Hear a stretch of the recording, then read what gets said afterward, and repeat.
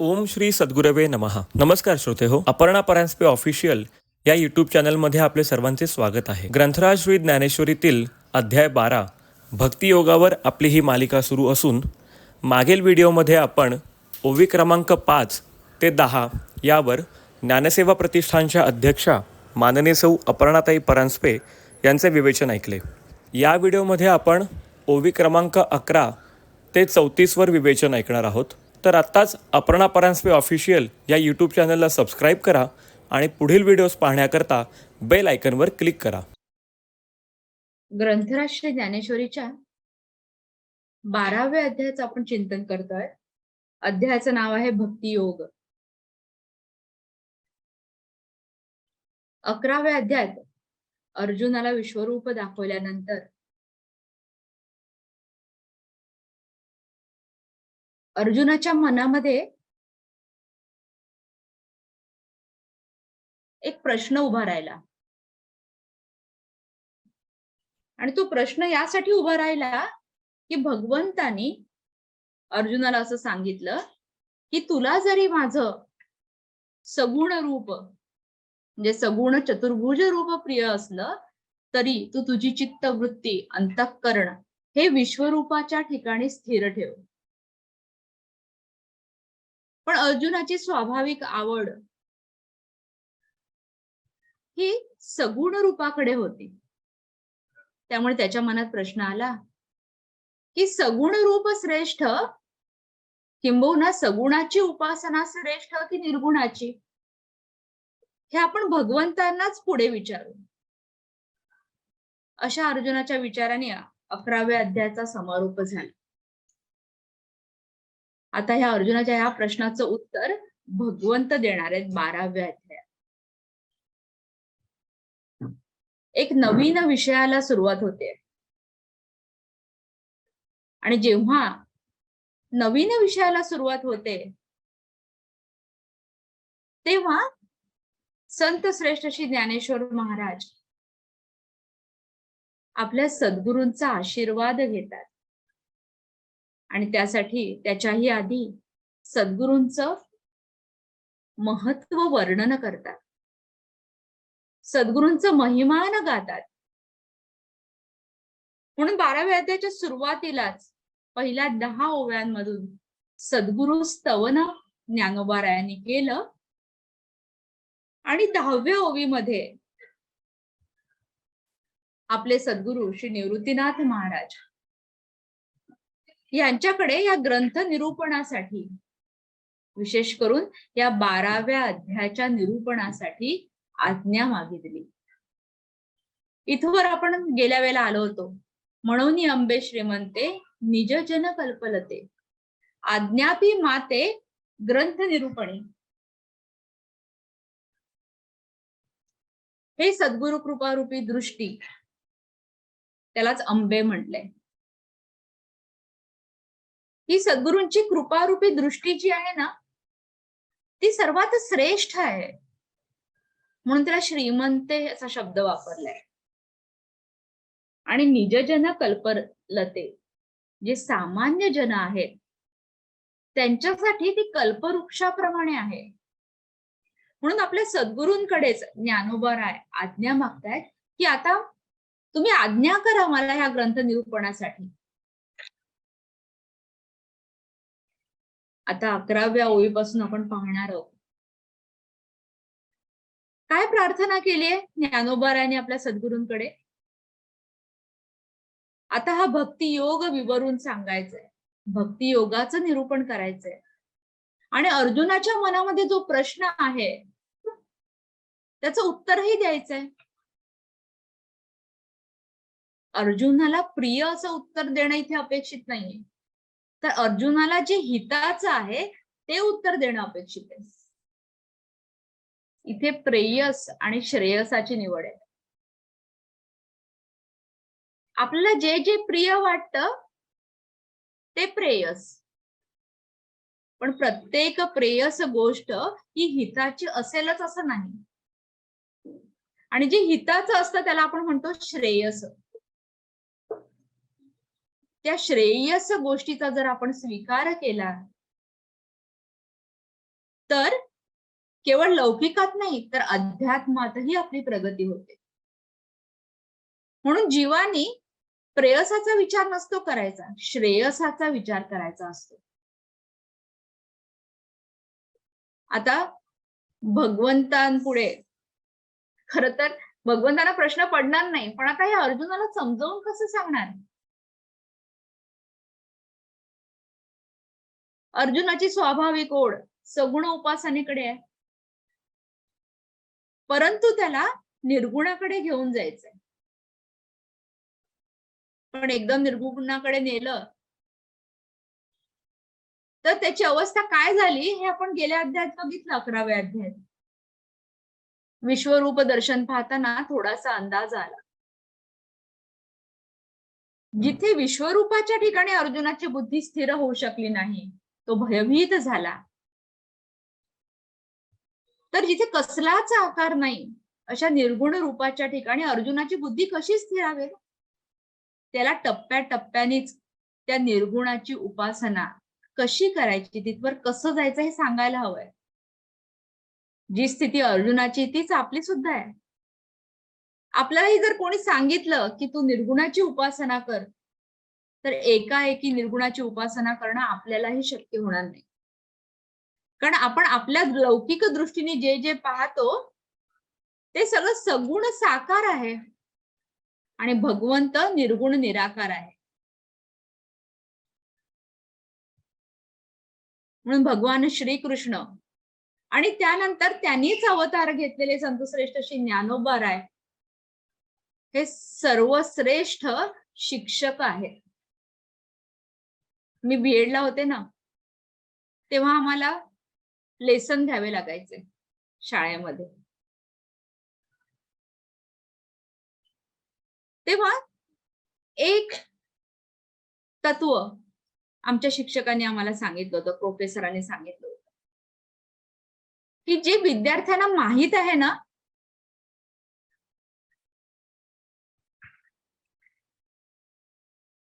जे विद्यार्थ्यांना माहित आहे तिथून जे माहिती नाही तिथवर आपल्याला घेऊन जायचंय. म्हणजे ज्ञाताकडून अज्ञाताकडे. ज्ञानोबा राय आणि भगवान श्रीकृष्ण तसंच करतायत. जे अर्जुनाला ज्ञात आहे म्हणजे जे माहिती आहे तिथून अज्ञाताकडे, म्हणजे जे स्वरूप माहिती नाही तिथवर घेऊन जायचं. कठीण आहे हा विषय. म्हणून संतश्रेष्ठ श्री ज्ञानोबा राय आपल्या गुरूंकडे प्रार्थना करून म्हणतायत, नवरसी भरवी सागरू, करवी उचित रत्नांचे आगरू, भावार्थाचे गिरीवरू निफजवी माय. हे श्री गुरु, मी आता जे ग्रंथाचं निरूपण करणार आहे ना, म्हणजे हा 12वा अध्याय विशेष करून,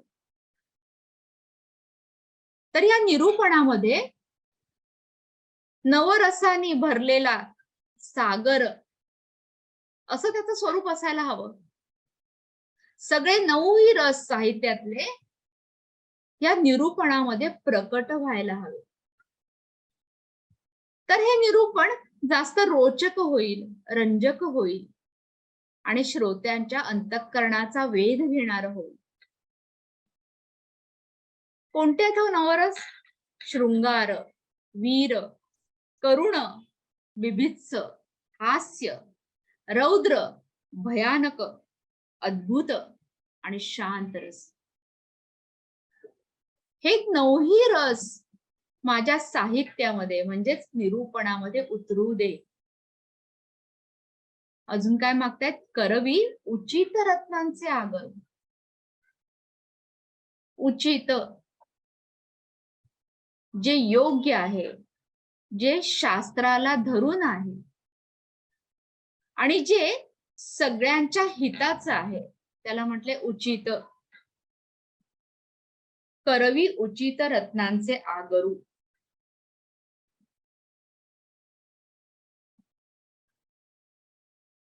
उचित रत्न कोणती हो? साहित्यातली सिद्धांत रूपी रत्न.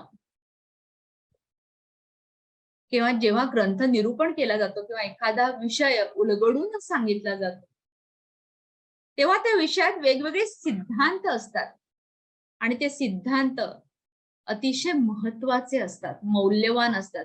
जशी रत्न मौल्यवान आहेत ना, तसे अध्यात्मातले हे सिद्धांत सर्वसामान्यांना सुद्धा कळायला हवे, कारण ते सिद्धांत उचित आहेत, सर्वांचं हित साधणारे आहेत. अशा उचित अशा रत्नांचा आगर म्हणजे साठा असावा, माझं हे निरूपण म्हणजे योग्य अशा सिद्धांताचा साठा, जो नवरसांनी परिपूर्ण आहे. अजून काय असायला हवं त्या निरूपणात? भावार्थाचे गिरीवरू. गिरीवरू म्हणजे डोंगर. मी जे निरूपण करीन, मी श्लोकावर निरूपण करणार आहे भगवंतांनी उच्चारलेल्या, त्याच्यातला जो अर्थ आहे, भावार्थ, तो उलगडला पाहिजे. त्यांचे डोंगर म्हणजे पर्वत निर्माण होऊ दे भावार्थाचे, म्हणजे सगळे भाव त्या श्लोकातले त्या ग्रंथ निरूपणात उतरू दे. कितीतरी अर्थ असतील. आपली मराठी भाषा अशी संपन्न आहे. निफजवी माय म्हणजे उत्पन्न होऊ दे. काय काय उत्पन्न व्हायला करायला सांगितले ज्ञानोबरायांनी? माझ्या या ग्रंथ निरूपणात नवरस असायला हवे, उचित म्हणजे श्रेष्ठ असे सिद्धांत असायला हवे, जे रत्नांप्रमाणे मौल्यवान आहेत. शिवाय त्या प्रत्येक श्लोकाचा भावार्थ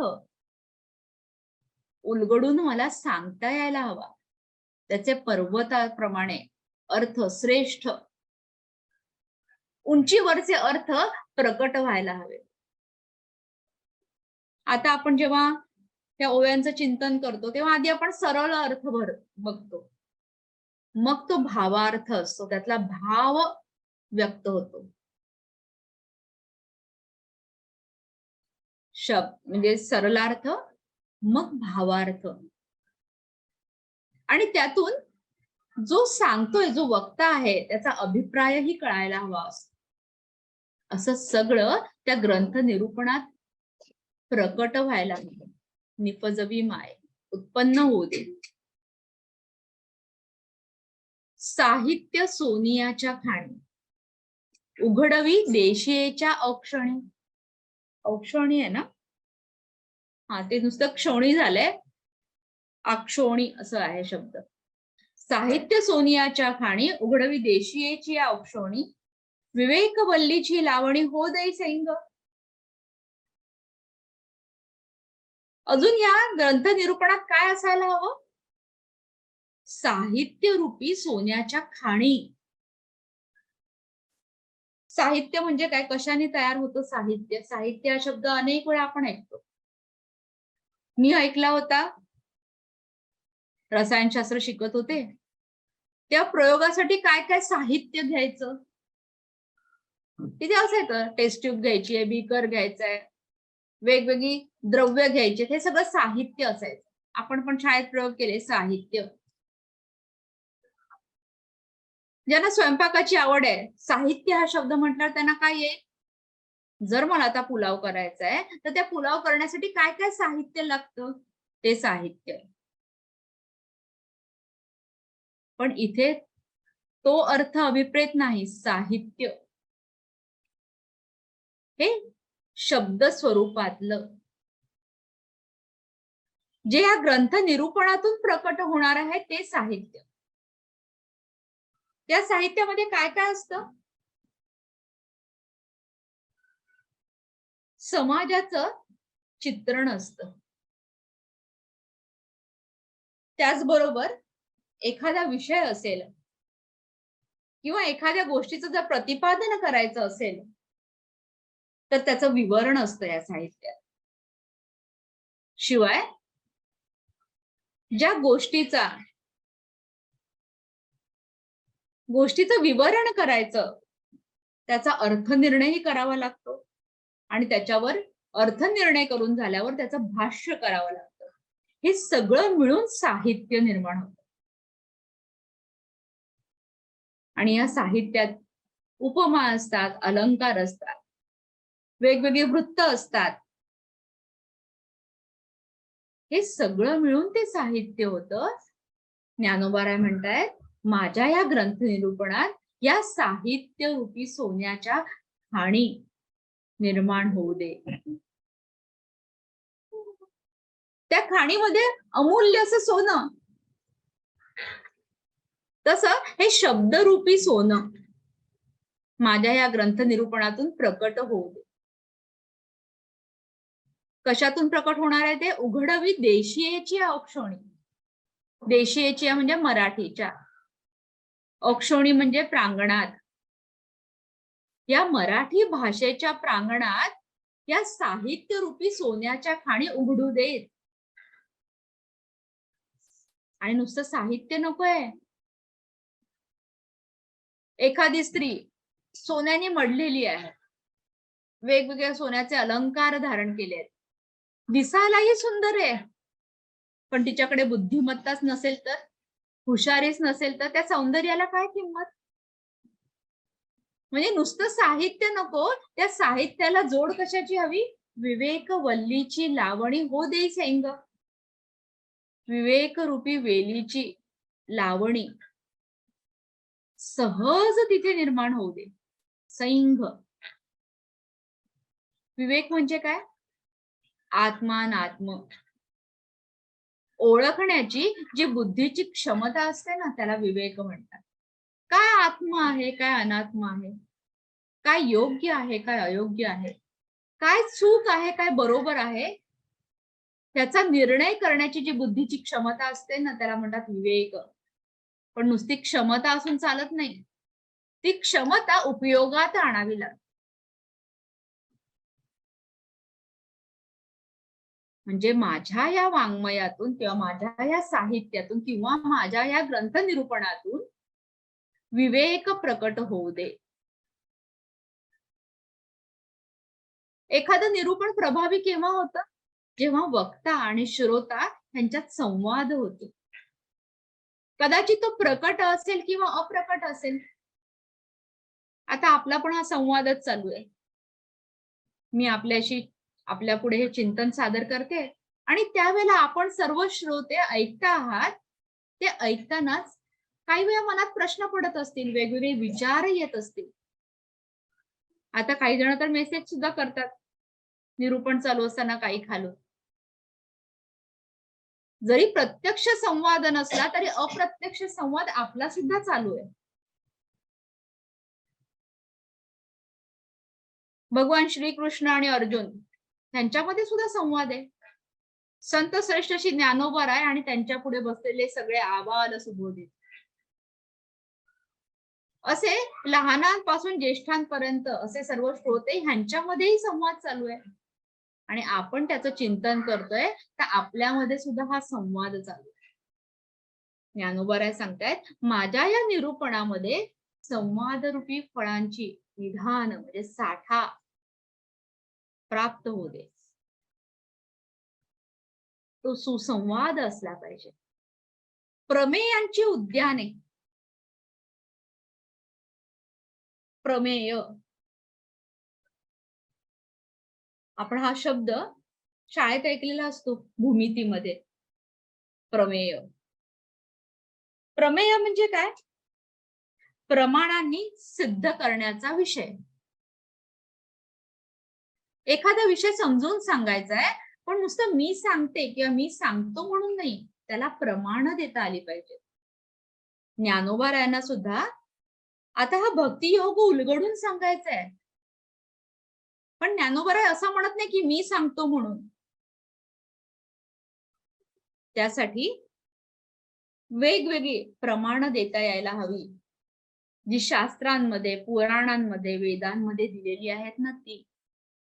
म्हणून माझ्या या ग्रंथ निरूपणात प्रमेयांची उद्यान म्हणजे बगीचे असायला हवेत, संवादरूपी फळं असायला हवीत, म्हणजे श्रोत्यांशी सुसंवाद आणि त्याचबरोबर ही वेगवेगळ्या प्रमाणांनी सिद्ध करायची प्रमेयांची उद्यान. लावी म्हणे गहने निरंतर, आणि उद्यान म्हणजे अशी विरळ नको, 1-2 झाडं इकडे आहेत मग मध्ये काहीच नाही, मग 2-3 झाडं. गहने म्हणजे भरगच्च झाडी. लावी म्हणे गहने निरंतर, गहन असायला पाहिजे, भरगच्च असायला हवी. थोडक्यात ज्ञानोबारायांनी उत्कृष्ट ग्रंथ निरूपण कशाने साध्य होऊ शकतं, काय काय गोष्टी आल्या निरूपणात तर ते निरूपण श्रेष्ठ मानलं जातं, असं सर्व काही या ओव्यांमधनं प्रकट केलंय. एखादा विषय प्रवचनकाराला किंवा वक्त्याला जर समजावून सांगायचा असेल, एखाद्या विषयाचं जर निरूपण करायचं असेल, तर त्यात काय काय असायला हवं? नवरस असायला हवे. नंतर जे योग्य असे सिद्धांत असायला हवे. त्यातून भावार्थ प्रकट व्हायला हवा. त्यात साहित्यही असायला हवं.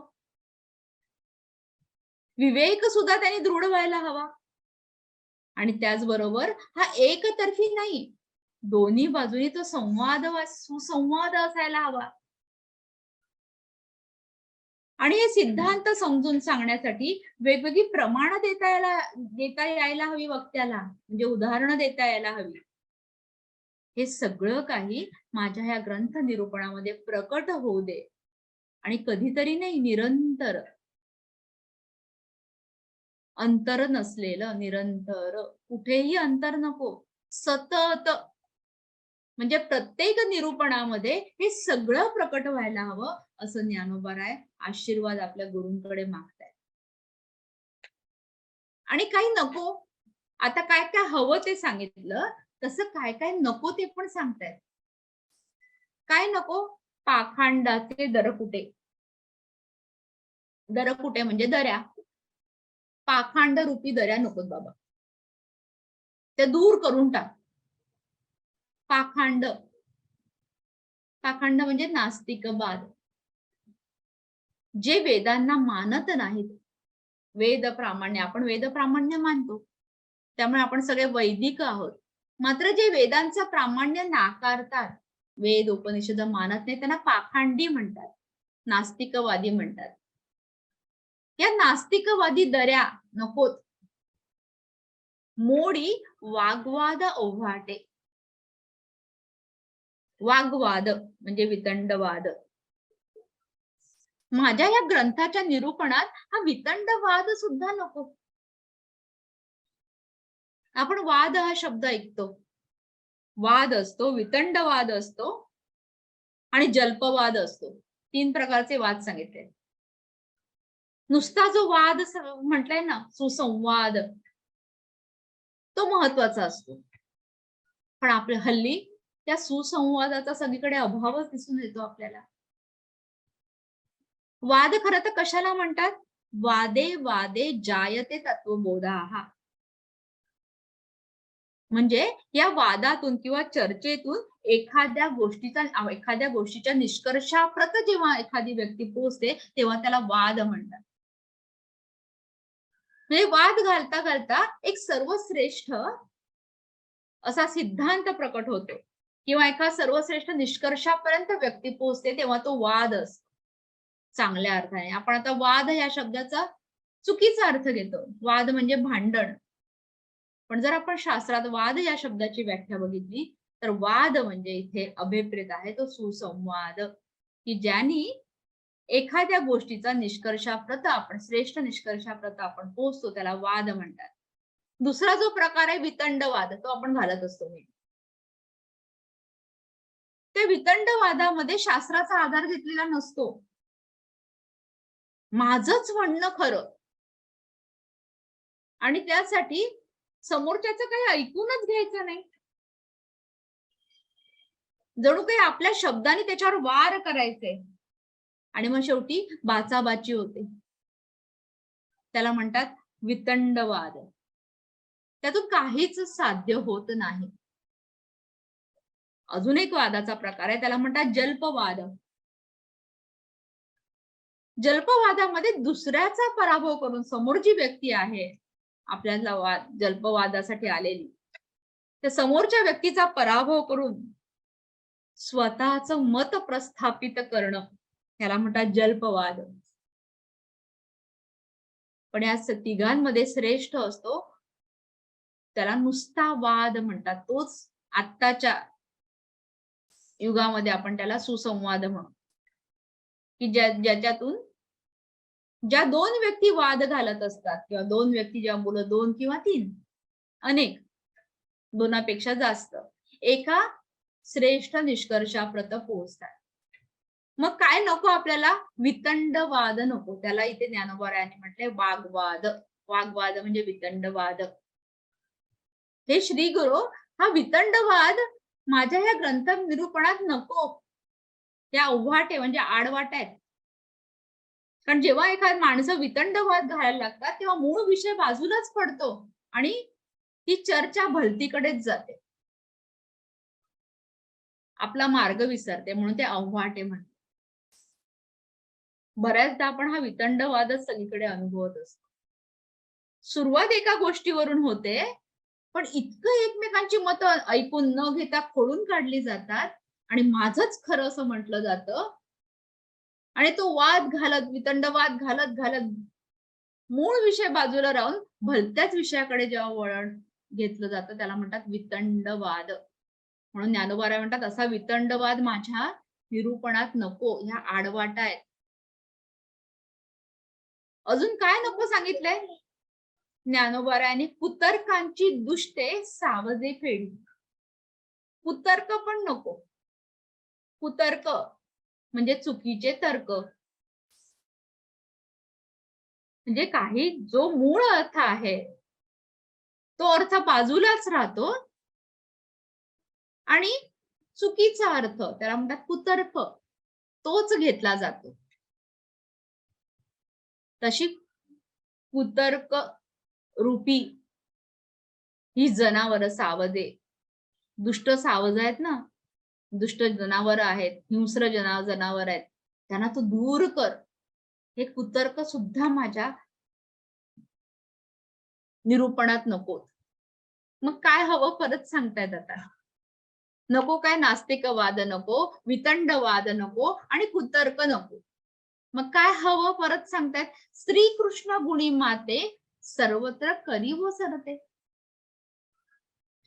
भगवान श्रीकृष्णांचं गुणगान माझ्याकडून सर्वत्र अगदी सुरसपणे, सरस असं प्रकट व्हावं. आणि त्याच्यामुळे काय होईल? श्रीकृष्णांचं जर मी गुणवर्णन करेन तर राणीवे बैसवी श्रोते श्रवणाची. राणीवे म्हणजे राज्यावर. कुठल्या राज्यावर? श्रवणाची. श्रवणाच्या राज्यावर माझ्या या श्रोत्यांना बसता आलं पाहिजे. म्हणजे त्यांचं श्रवण हे एकाग्र चित्त असलं पाहिजे. जेव्हा एकाग्र चित्त श्रवण घडतं तेव्हा त्या श्रवणाच्या राज्यावर श्रोते आरूढ होतात, बसतात. आणि हे कशामुळे शक्य होतं? श्रीकृष्ण गुणी माते सर्वत्र करी व सरते. भगवान श्रीकृष्णांचं गुणवर्णन मला सर्वत्र समभावाने करता यायला हवं. आणि पुढची ओळी आपल्या सगळ्यांना माहिती आहे. ये मराठीचे नगरी ब्रह्मविद्येचा सुकाळू करी, घेणे देणे सुखची वरी हो देई या जगा. नुसतं घेणंही नको आणि नुसतं देणंही नको. या मराठी भाषेच्या नगरीमध्ये ही जी ब्रह्मविद्या आहे ना, त्यालाच आपण म्हणतो आत्मविद्या. ही ब्रह्मविद्या खरं तर शब्दांनी सांगता येण्यासारखी नाहीच. आणि तरी सुद्धा ज्ञानोबराय आपल्या गुरूंना विनवतायत की जी ब्रह्मविद्या आहे त्यातलं जे ब्रह्म आहे ना, ते ब्रह्म निर्गुण आणि निराकार आहे. ही ब्रह्मविद्या सर्वश्रेष्ठही आहे. ती सर्वसामान्य लोकांना कळायला सुद्धा हवी. आणि म्हणूनच तर मी श्री गीता संस्कृतात आहे त्याचं मी या मराठीच्या नगरीमध्ये भाष्य करतो आहे, प्रकट भाष्य. त्यामुळे सुकाळ झाला पाहिजे सगळ्यांना ब्रह्मविद्येचा या मराठीच्या नगरीमध्ये. आणि सुकाळून काय व्हायला, घेणे देणे सुखाची वरी हो दे या जगात. मी जे सांगतो आहे ते देणे आहे आणि श्रोते जे ऐकतायत ना ते घेणं आहे. म्हणजे सांगणं आणि ऐकणं दोन्ही कसं झालं पाहिजे, सुखकर झालं पाहिजे त्या संपूर्ण जगामध्ये. तू आपुलेनी स्नेह पल्लवे, माते पांघुरविशील सदैव. तरी आताची हे आघवे निर्मीन माय. हे गुरु, खर तर फक्त गुरु असं नाही म्हटलंय, गुरूंची जी कृपारूपी दृष्टी आहे ना ती स्त्रीलिंगी आहे. दृष्टी हा शब्द स्त्रीलिंगी आहे. म्हणून गुरूंची कृपारूपी दृष्टीला उद्देशून ज्ञानोबा म्हणतात की तू आपुलेनी स्नेह पल्लवे, तू आपल्या प्रेमरूपी पदराने माते पांघुरवशील सदैव. मला पांघरून जर घातलंस ना सदैव नेहमी, तरी आताची हे अवघे निर्मीन माय. हे कठीण आहे खरं तर. ब्रह्मविद्या जी शब्दामध्ये व्यक्त करता येत नाही ती मला मराठीच्या नगरीमध्ये म्हणजे मराठी भाषेतून व्यक्त करायची आहे आणि सगळीकडे ह्या जगामध्ये तिचा सुकाळ करायचा आहे. फक्त आळंदीत म्हटले नाही, नेवाशात म्हटले नाही, कारण नेवाशात ज्ञानेश्वरी चालू आहे सांगणं. फक्त महाराष्ट्रात म्हटलं नाही, भारतात म्हटलं नाही, सगळ्या जगामध्ये म्हटलंय. ही ब्रह्मविद्येचा सुकाळ सर्व जगामध्ये व्हायला हवा आणि एकतर्फी नाही, घेणे देणे सुखाची वरी. हे जे घेणं आणि देणं आहे ना ते आनंदाचं असायला हवं. आणि हे खरं खूप कठीण आहे, पण हे कधी साध्य होईल, हे गुरुकृपारूपी दृष्टी तू जर तुझ्या प्रेमरूपी पदराने मला पांघरून घालशील ना नेहमी, तर मी आत्ताच हे सगळं निर्मीन माय, हे मी सगळं तयार करू शकेन, निर्माण करू शकेन. म्हणजे अशक्य गोष्ट ही हे गुरुकृपारूपी दृष्टी तुझ्या कृपेने, तुझ्या प्रेमाने मी निर्माण करू शकेन. ये विनवणीयेसाठी अवलोकिले गुरुकृपा दृष्टी. आता ज्ञानोबारांची प्रार्थना संपली हा 17व्या ओवीपर्यंत. आधी गुरूंचं महात्म्य 9 ओवीत वर्णन केलं. 10व्या ओवीमध्ये गुरूंकडे आज्ञा मागितली ग्रंथ निरूपणासाठी आणि मग गुरूंकडे प्रार्थना केली 17व्या ओवीपर्यंत की माझ्या या ग्रंथ निरूपणामध्ये काय काय प्रकट व्हायला हवं आणि कुठल्या कुठल्या गोष्टी नको. हे सगळं सांगून झाल्यावर ये विनवणीसाठी सगळी विनवणी केली आहे ना ज्ञानोबारायांनी. ह्या ज्ञानोबारायांच्या विनवणीसाठी म्हणजे ह्या ज्ञानोबारायांच्या प्रार्थनेसाठी अवलोकिले गुरुकृपा दृष्टी. जे गुरु आहेत ना ज्ञानोबारायांचे तिथेच बसलेले होते संत श्री निवृत्तीनाथ महाराज. त्यांनी आपल्या कृपारूपी दृष्टीने ज्ञानोबारांना अवलोकिले, पाहिलं ज्ञानोबारांकडे, अवलोकन केलं. म्हणे आणि म्हणाले, काय म्हणाले गुरु? म्हणे गीतार्थेसी उठी न बोले बहु. अरे ज्ञानोबा, आता हा गीतेचा अर्थ, गीतार्थ म्हणून गीतार्थेसी उठी, हा गीतेचा अर्थ उठी म्हणजे प्रकट कर. न बोले बहु, जास्त आता काही बोलू नकोस. आता जेवढी माझी स्तुती केलीस ना, माझं महिमान गायलंस आणि शेवटी मला प्रार्थना केलीस, ते पावली तुझी प्रार्थना माझ्यापर्यंत पोहोचली आणि म्हणून मी तुझ्याकडे पाहिलंय. आता नको वेळ घालूस, न बोले बहु, जास्त बोलू नकोस, लवकर या गीतार्थेला प्रकट कर, गीतार्थाला प्रकट कर, असं त्यांचे गुरु म्हणाले निवृत्तीनाथ महाराज. आणि मग ज्ञानोबारा काय म्हणतात, तेच जी जी महाप्रसादू. ज्ञानोबारांनी पण लगेच हो हो म्हटलं, कारण गुरुंनी सांगितलं ना की आता जास्त बोलू नकोस, लवकर गीतार्थ प्रकट कर. ज्ञानोबारा म्हणतात जी जी हो हो, तुमची ही जी आज्ञा आहे ना तोच माझ्यासाठी महाप्रसाद आहे. सद्गुरूंनी आपल्या शिष्याला आज्ञा देणं प्रसन्न होऊन की आता तू हे कार्य कर, हा शिष्यासाठी प्रसाद असतो. कारण गुरूंनी त्या शिष्यावर विश्वास टाकलेला असतो की माझा हा शिष्य योग्य आहे आणि तो हे निश्चितपणे करेल. निवृत्तीनाथ महाराजांना ठाऊक आहे की ज्ञानोबारायांसारखा श्री गीतेचा अर्थ कोणीच प्रकट करू शकत नाही. म्हणून त्यांनी आज्ञा केली आपल्या सर्वश्रेष्ठ शिष्याला म्हणजे ज्ञानोबरायांना की जास्त बोलू नकोस, या गीतेचा अर्थ प्रकट कर. म्हणजे गुरूंनी आपल्या शिष्याला वर विश्वास ठेवणं आणि त्याच्यावर एखादं कार्य सोपवणं हा गुरूंकडून आलेला महाप्रसाद असतो. म्हणून ज्ञानोबा म्हणाले, हो हो, तुमची ही आज्ञा मला महाप्रसाद आहे, म्हणून साव्या झाला आनंद. म्हणून ज्ञानोबरायांना सहजच आनंद झाला की गुरुनी आज्ञा दिली. कारण 10व्या ओवीत आज्ञा मागितली ज्ञानोबरायांनी आणि आता 18व्या ओवीमध्ये गुरुंनी आज्ञा दिली. आता निरोपीन प्रबंधू अवधान दीजिए. आता शेवटचे 2 भाग आहेत ना चरणाचे, ते आता ज्ञानोबराय श्रोत्यांना उद्देशून म्हणतात. आता निरोपीन प्रबंधू, आता हा जो प्रबंध आहे ना गीतारूपी, तो मी तुमच्या पुढे निरूपण करीन त्याच. त्यामुळे आता तुम्ही लक्ष द्या. श्रोत्यांना सांगितले. गुरुंना कसं सांगते लक्ष द्या? श्रोत्यांना सांगा अवधान दीजे. आणि ते सुद्धा आज्ञार्थक, म्हणजे एकदम आपण कोणाला आज्ञा करतो, हे मला पाणी आण, जा हे देऊन वस्तू ठेवून ये, आपली आज्ञा अशी असते. ज्ञानोबा सांगतायत श्रोत्यांना, विनवतात, किती कोमलपणा आज्ञा, जी क्रियापद आहे ना आज्ञार्थी, ते सुद्धा कसं हळूवार आलं, दीजे. तरी आपण कृपा करून अवधान द्यावे. द्या असं नाही म्हटलं, द्यावे. सगळी थोडे ज्ञानोबरायांच्या प्रत्येक शब्दामध्ये ते कारुण्य, ते प्रेम, ती विनम्रता ओतप्रोत भरलेली आहे. आता आपण मूळ ग्रंथाकडे आलोय, पण आता ज्ञानोबराय निरूपण करतायत.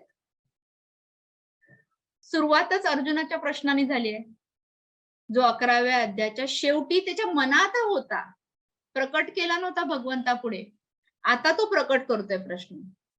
तो प्रश्न आपण ऐकूया. संतोष सर आहेत का? हा, मंदार सर वाचतायत. अर्जुन उवाच एवं सततयुक्ता ये भक्तास्त्वां परिपासते ये चाप्यक्षरम् अव्यक्तं तेषां के योगवित्तमाः. अर्जुन म्हणाला, याप्रमाणे सतत तुझ्या व्यक्त स्वरूपाच्या ठिकाणी युक्त असलेले जे भक्त तुझी उपासना करतात आणि जे अव्यक्त अशा अक्षर ब्रह्माची उपासना करतात, त्या 2 प्रकारच्या योग्यांपैकी उत्तम योगी कोणते? म्हणजे थोडक्यात अर्जुनाने जे 11व्या अध्यायाच्या शेवटी त्याच्या मनात आलं होतं ना, ते शेवटी विचारलंच. काय विचारलं? की भगवंता, तुझे जे भक्त आहेत ना 2 प्रकारचे असतात प्रामुख्याने.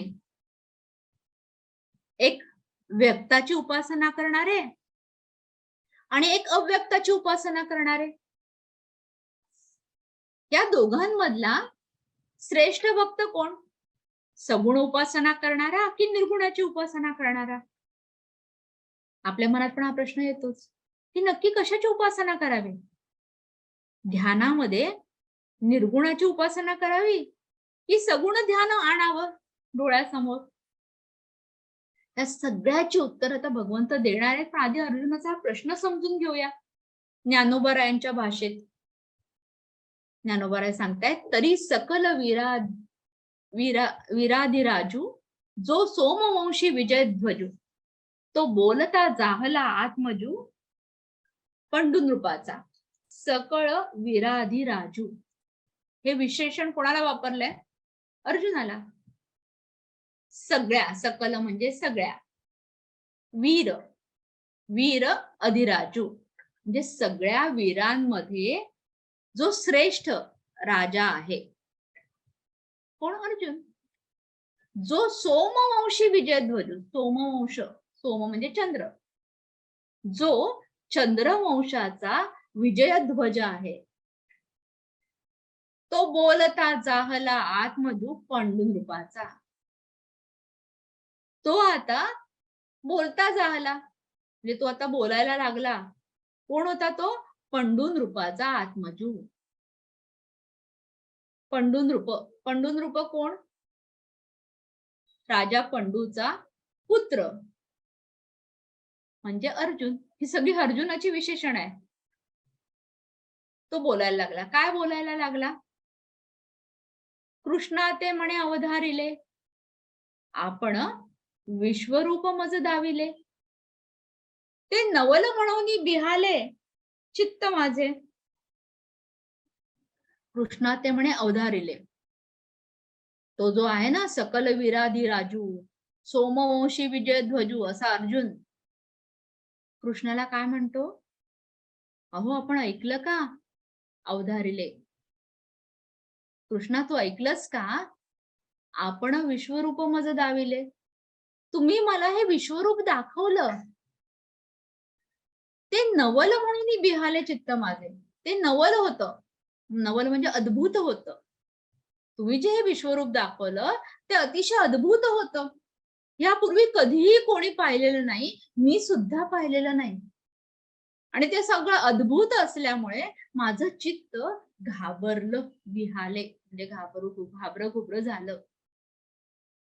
आणि म्हणून आणि ये कृष्णमूर्ती सवे, या लागी सोय धरली जीवे, तव नको म्हणून देवे वारिले माते.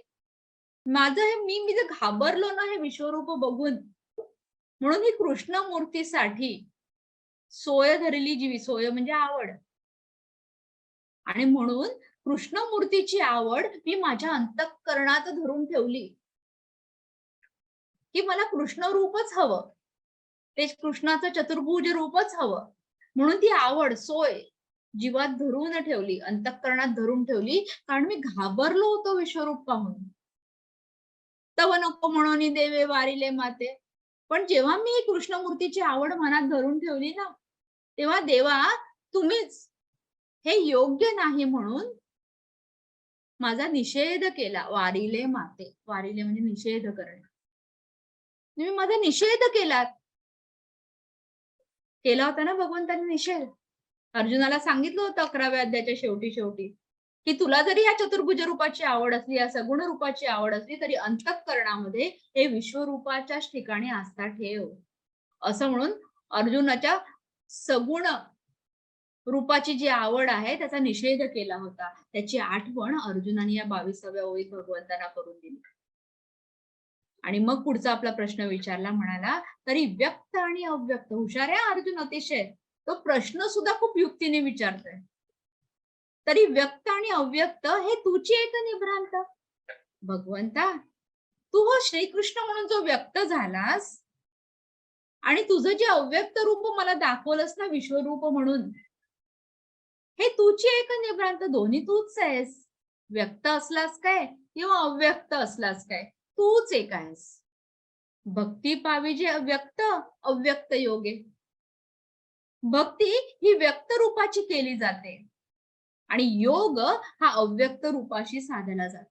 म्हणून भक्ती पाविजे व्यक्त अव्यक्त योगे. किती युक्तीने सांगितलं की अरे काय व्यक्त काय आणि अव्यक्त काय, भगवंता ही तुझीच तर रूप आहेत. भक्ती ही व्यक्त रूपाची केली जाते आणि अव्यक्त रूप योगाने साध्य केलं जातं. या दोन्ही जी वाटा, कोणत्या दोन वाटा? व्यक्त आणि अव्यक्त. तू ते पावावया वैकुंठा. वैकुंठा म्हणजे जो वैकुंठात राहतो तो. वैकुंठ नायक म्हणजे भगवान श्रीकृष्ण, म्हणजे श्री विष्णू. अरे भगवंता तुला मिळवण्याच्या पावावया, तुला मिळवण्याच्या या दोन वाटा आहेत ज्या सांगितल्या, भक्ती आणि योग. 23व्या ओळीच्या शेवटी सांगितल्यात ना, भक्ती पाविजे व्यक्त अव्यक्त योगे. म्हणजे भक्ती आणि योग या ज्या दोन वाटा आहेत त्यांनी तुला हे वैकुंठ नायका मिळवता येतं, पावावया. आणि तिथे दारवंठा म्हणजे उंबरठा कशाचा आहे? व्यक्ताचा आणि अव्यक्ताचा. त्या उंबरठ्यातून आत शिरायचंय. रिगीजे येथ. रिगीजे म्हणजे शिरणे, प्रवेश करणे.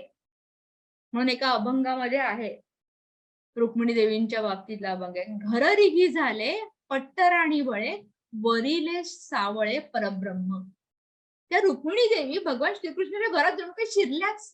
आधी प्रेमपत्र पाठवलं आणि भगवान श्रीकृष्णाला सांगितलं की तुम्ही मला इथून पळवून न्या.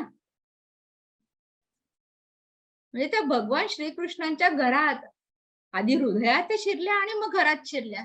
आणि काय झाल्या? पट्टराणी म्हणजे शिरणे. हे जे व्यक्त आणि अव्यक्त या जे उंबरठे आहेत ना, ते ओलांडून हे भगवंता तुला मिळवण्यासाठी भक्ती आणि योग त्या वाटेने शिरावं लागतं. आतमध्ये दारवंठ्यातून उंबरठ्यातून जात आत प्रवेश करावा लागतो. या दोन्ही वाट्याने जायचं. व्यक्त आणि अव्यक्त हे उंबरठे ओलांडून आत शिरायचं तुला मिळवण्यासाठी. तुटे पावावया वैकुंठा. आता हे झालं खूप कठीण बाबा. एखाद्याच्या मनात विचारेल किती ज्ञानोबा आहे, कठीण कठीण बोलतायत, व्यक्त काय अव्यक्त काय. मग लगेच त्याने उदाहरण दिलं ज्ञानोबारायांनी. ज्ञानोबारायांच्या लक्षात आलं, कारण श्रोत्यांच्या चेहऱ्यावरचे हावभाव दिसतायत ना ज्ञानोबारायांना.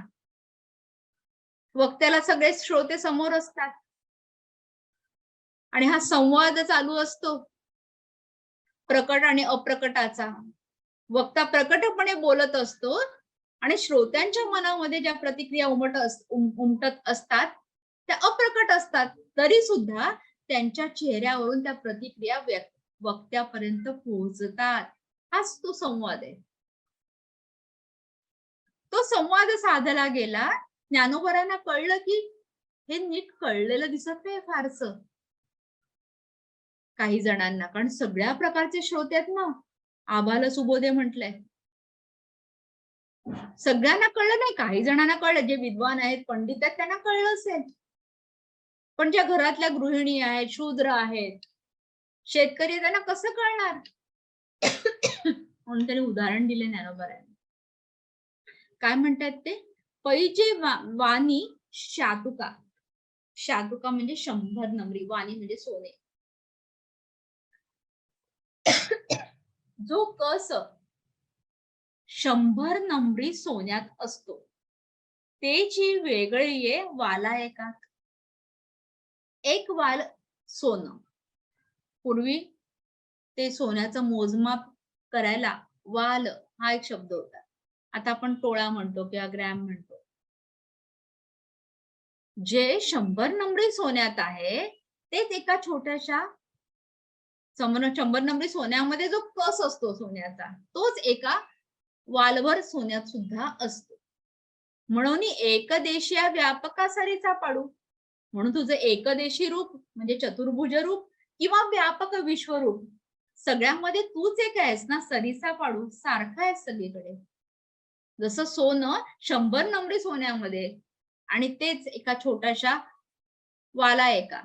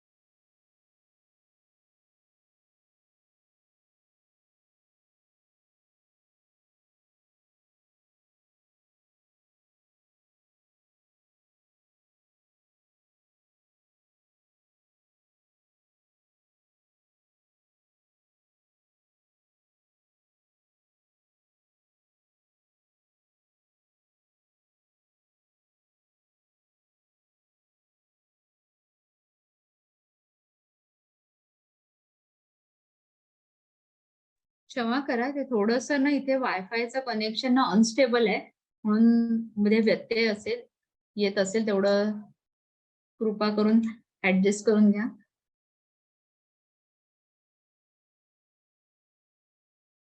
सोन्याचं उदाहरण देऊन झाल्यावर आता ज्ञानोबर आहे अमृताच्या सागराचं उदाहरण देत आहे. म्हणतात की अमृताचा अथांग सागर आहे. त्या अमृताच्या अथांग सागराचं जे सामर्थ्य आहे अमर करण्याचं, अमृताचं सामर्थ्य काय? अमृत जो प्राशन करतो तो अमर होतो. जे लाभे सामर्थ्याची थोरी, म्हणजे अमृताच्या सागराला जी सामर्थ्याची थोरी श्रेष्ठत्व प्राप्त झाले ते चिदे अमृत लहरी चुळी घेतल्या. एखादा अमृताच्या सागरात आहे आणि एखाद्यानी त्याचं एक चुळीवर अमृत घेतलं हातामध्ये, चूळ भरण्यासाठी आपण घेतो ना पाणी, तसं अमृत घेतलं तर तो सागर असू दे अमृताचा किंवा हातात घेतलेलं ते चुळीभर पाणी असू दे, दोघांमध्ये एकच श्रेष्ठत्व आहे ना, एकच सामर्थ्य आहे. अमृताच्या सागराच्या तिथे जाऊन तुम्ही ते अमृत प्राशन करा किंवा एक चुळीभर अमृत प्राशन करा, दोन्हीही अमरत्व देणारच. हे कीर माझ्या चित्ती प्रतीती आथीची निवृत्ती. हे खरोखर, कीर म्हणजे खरोखर, हे खरोखर माझ्या चित्तात होतं, मनात होतं, कारण त्याची प्रतीती म्हणजे त्याचा अनुभव मी घेतला ना. भगवंता तुझं जे सामर्थ्य जे चतुर्भुज रूपात आहे तेच विश्वरूपात आहे. परिपुसणे योगपती याची लागी. योगपती म्हणजे हे योगेश्वर श्रीकृष्णा, तरी सुद्धा मी ते तुला विचारलं ते याचसाठी की तुझ्याकडून एकदा खात्री करून घ्यावी की जे व्यक्त रूपात सामर्थ्य आहे तेच अव्यक्त रूपातही आहे.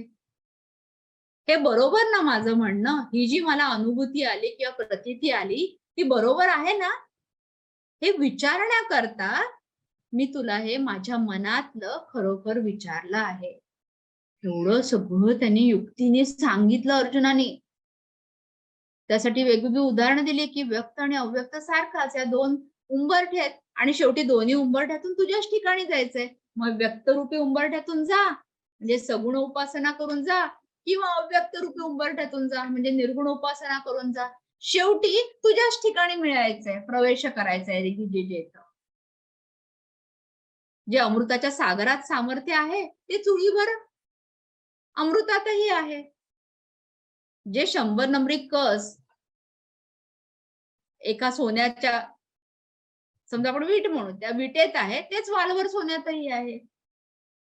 अशी उदाहरणं देऊन हा माझा अनुभव आहे असं म्हणून अर्जुन भगवंतांना विचारतोय. खरोखर माझ्या मनात होतं आणि ह्याची प्रतीती सुद्धा मी घेतली, फक्त हे बरोबर आहे ना यासाठी मी तुला विचारलं.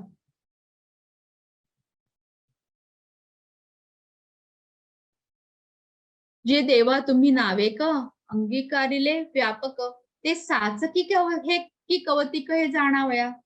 मी का विचारलं?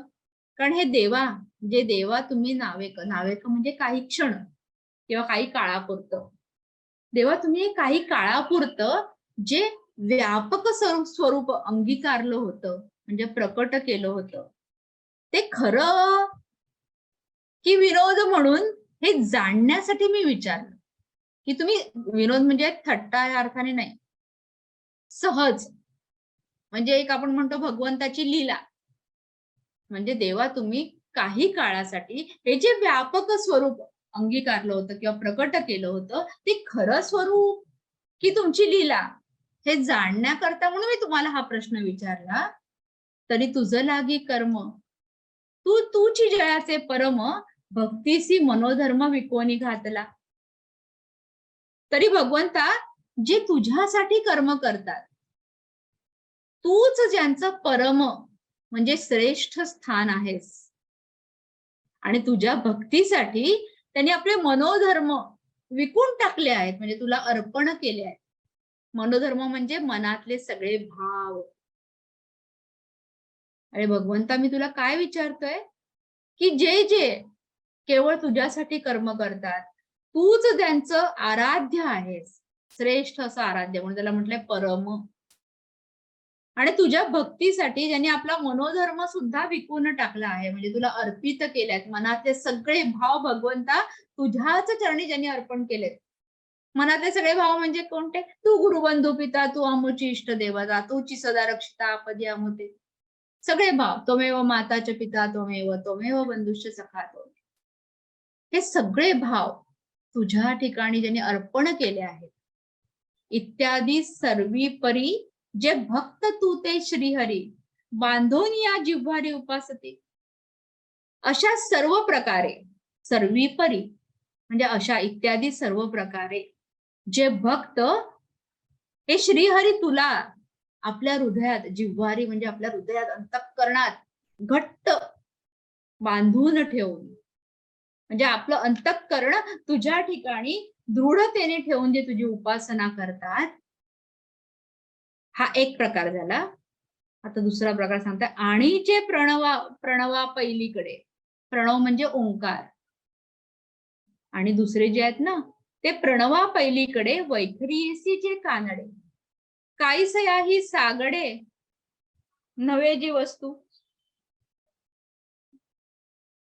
सांगडे म्हणजे सारखी. आणि जे प्रणवा पहिलीकडे म्हणजे ओंकाराच्या पलीकडे असणारं तुझं जे स्वरूप आहे ना, जे वैखरीसी जे कानडे, वैखरी म्हणजे आपण ओठानी जो उच्चार करतो त्याला म्हणतात वैखरी. म्हणजे आपल्या तोंडाने म्हणजे मुखातून ज्याचं वर्णन करता येणार नाही, कानडे. कानडे म्हणजे समजण्यास अशक्य. कानडाऊ विठ्ठलू कर्नाटक म्हणतात की जो सहजासहजी समजला जात नाही, आकळला जात नाही, त्याला म्हणतात कानडे. वैखरीसी जे कानडे म्हणजे आपल्या मुखातून जे शब्द बाहेर पडतात त्या शब्दांनी ज्याचं वर्णन करता येत नाही, असं ओंकाराच्या पलीकडे असणार हे भगवंता तुझं जे दुर्लभ रूप जे आहे. काहीसया ही सांगडे नव्हेची वस्तू. सांगडे म्हणजे मी मगाशी सांगितलं तरी सारखे म्हणजे तुलना, कोणतीच तुलना त्याच्याशी करता येत नाही. नव्हेची जे वस्तू म्हणजे कोणाशी तुलना करावी अशी ती वस्तू नाहीच, असं तुझं ते स्वरूप नाहीच, कारण ते प्रणवापलीकडे आहे. वैखरीसी जे कानडे आहे. 4 प्रकारच्या वाणी आहेत. वैखरी, मध्यमा, पश्यंती आणि परा. वैखरी म्हणजे ओठावरून जे आपण उच्चार करतो तो वैखरीचा असतो. मध्यमा म्हणजे कंठातून जो ध्वनी प्रकट होतो तो असतो मध्यमा. हृदयाकाशातून जेव्हा ध्वनी प्रकट होतो तेव्हा त्याला म्हणतात पश्यंती. आणि नाभी स्थानातून जो ध्वनी प्रकट होतो तो म्हणतात परा. सगळ्या देवदेवता भगवंत परावाणीतून बोलतात. आपल्याला नाभीतून बोलता नाही येत. आपण सगळेजण जे आहोत सामान्य जन, आपण बोलताना नेहमी वैखरीतून बोलतो, ओठावरून बोलतो. जे काही गायक असतात ना ते पश्यंती आणि मध्यमा या वाणीतून बोलू शकतात, त्यांच्या रियाजाने, त्यांचं जे सामर्थ्य आहे त्यांनी. पण परावाणीतून बोलणारे हे जे आत्मसाक्षात्कारी संत आहेत, जे श्रेष्ठ योगी आहेत, तेच केवळ, आणि देवदेवता तेच फक्त परावाणीतून उच्चार करू शकतात. बाकी आपण सर्वसामान्य लोक वैखरीतून बोलतो. म्हणून ज्ञानोबा म्हणतात की वैखरीसी जे कानडे म्हणजे सामान्य स्वरूपातून ज्याचं वर्णन करता येत नाही, ते आकलन करण्यास कठीण आहे, त्याची तुलना कशाशी करावी अशी ती वस्तूच नाही, कारण ती प्रणवा पहिलीकडे आहे, ओंकाराच्या पलीकडे आहे.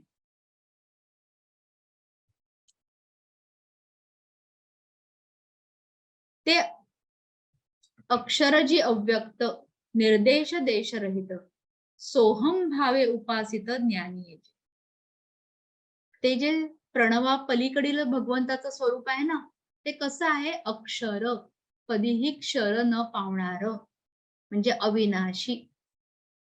आता ही सगळी विशेषणं आहेत परमात्म तत्वाची. परमात्मा कसा आहे? अक्षर, जो कधीही क्षर पावत नाही. आपला हा ध्येय क्षर पावतो, नाश पावतो. पण भगवंत कधी क्षर पावत नाही, म्हणजे कधीच नाश पावत नाही. म्हणून तो कसा आहे? अविनाशी. आपण सगळे व्यक्त आहोत, म्हणून लौकिक दृष्टीला दिसतो, पण तो परमात्मा कसा आहे? अव्यक्त.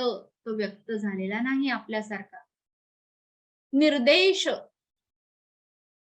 असं दाखवता येत नाही. हा पहा परमात्मा, दाखवू शकता का कोण? हा बघा परमात्मा, हा बघा इकडे आहे, हा बघा इकडे आहे, असं दाखवता येत नाही. पण आपण दाखवू शकतो की ही श्री आहे, ही वैशाली आहे, दाखवू शकतो. पण तो दाखवता येत नाही, म्हणून निर्देश. बरं, अमुक एका देशात आहे आणि अमुक एका देशात नाही, असं परमात्म्याबद्दल म्हणताच येत नाही, पण तो सगळीचकडे आहे. पण आपण असं म्हणू शकतो ना की मी आता डोंबिवलीत आहे, काही जण कल्याणमध्ये आहेत, काही जण अंधेरीत आहेत, काही जण पुण्यात आहेत, काही जण दादरला आहेत, वेगवेगळ्या भागात आहेत. आपल्याला ह्या देशात किंवा ह्या भागात आहोत असं दाखवता येतं, आपण असतो. पण परमात्मा असा विशिष्ट ठिकाणी आहे आणि विशिष्ट ठिकाणी नाही असं होतच नाही, म्हणून तो देशरहित. त्याचा अमुक एक देश परमात्म्याचा असं दाखवता येत नाही, म्हणून देशरहित. अशा अक्षर म्हणजे अविनाशी, जो व्यक्त झालेला नाही असा अव्यक्त म्हणजे निराकार, निर्देश, ज्याचा निर्देश करता येत नाही असा, आणि अमुकच एक देश असा नसतो, सर्वत्र राहणारा, अशा त्या परमात्म्याची जी सोहम भावाने उपासना करतात.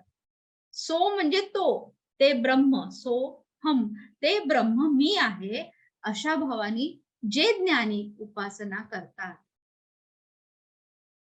म्हणजे पहिला एक प्रकार अर्जुनाने सांगितला ते भक्त, की ते जे जे कर्म करतात ते भगवंतासाठी, ते भगवंत ज्यांचं परम असतात, परमस्थान असतात, आणि आपले मनोधर्म म्हणजे सगळे मनातले भाव ज्यांनी भगवंताच्या चरणी अर्पण केलेले असतात असे भक्त.